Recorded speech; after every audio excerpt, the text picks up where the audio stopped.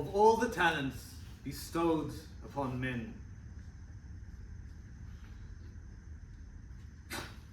none is so precious as the gift of oratory. He who enjoys it wields a power more durable than that of a great king.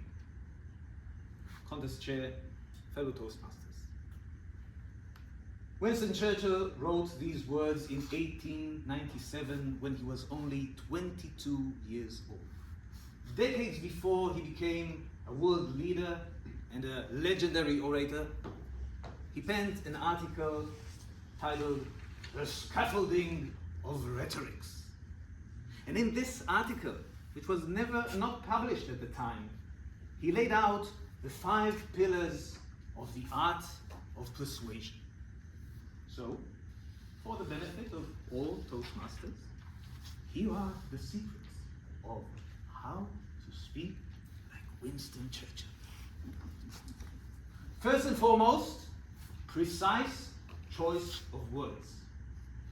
In an age of short text messages, emojis, and autocorrect, we sometimes forget the importance of correct choice of words. For Churchill, precise choice of words was vital for the delivery of a powerful message.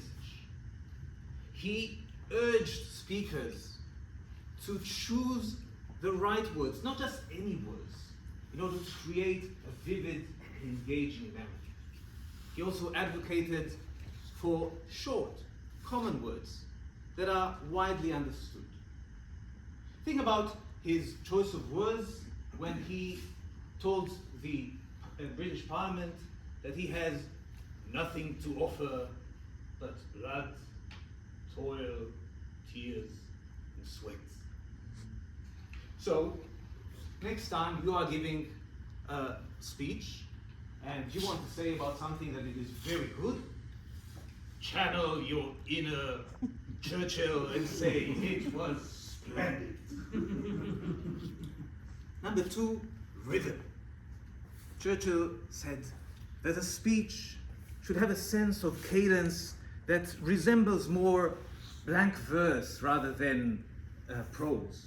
Now, he didn't mean that your speech should become a karaoke session, no, but rather giving it a flow with highs and lows that take your audience on a journey. So, in this speech, for instance, this is not the end. It is not even the beginning of the end. It is rather the end of the beginning. Churchill's third principle of rhetorics was the accumulation of arguments. By that he meant that the speaker needs to give the audience time to process and absorb a message before stacking another message, another argument on top of it. And Churchill was a master at building an argument piece by piece, like assembling a puzzle. So in this world of rapid fire information, let us all take a cue from Churchill and give our audience time to process and absorb a message as we stack the story. Now this principle is best illustrated in a whole speech, not in a single quote. But Churchill might say, "We shall speak in the clubs, we shall speak in the contests, we shall never surrender our pursuit of eloquence." The fourth principle is analogies. Churchill highlighted analogy as a way to make complex ideas more accessible to the audience. Because people tend to believe that the unknown is an extension of the known. So if you present to them an idea or an image that they are familiar with, you can then extend their understanding to the unknown. And that is how Churchill likened the Soviet Union to a riddle wrapped in a mystery inside an enigma. And that means that you shouldn't be afraid to use relatable analogies in your speeches to bring your ideas to life. And even think about Churchill, how he might relate to our everyday problems in this modern world. Dealing with spam email is like combating cockroaches. For every one you delete, 2 more appear.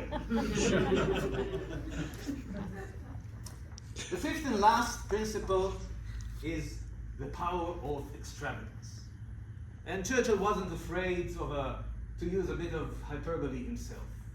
If he were here now, he would say, "This Toastmasters meeting is the greatest gathering of minds since the signing of the Magna Carta."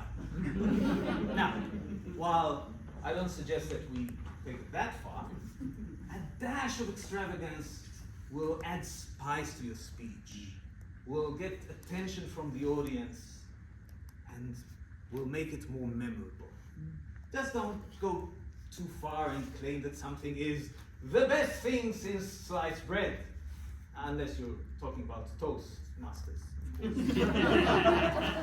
So in conclusion, fellow Toastmasters, let us all take a leaf from Churchill's article and embrace the principles of rhetorics with precise choice of words, rhythm, accumulation of argument, analogies, and a dash of extravagance.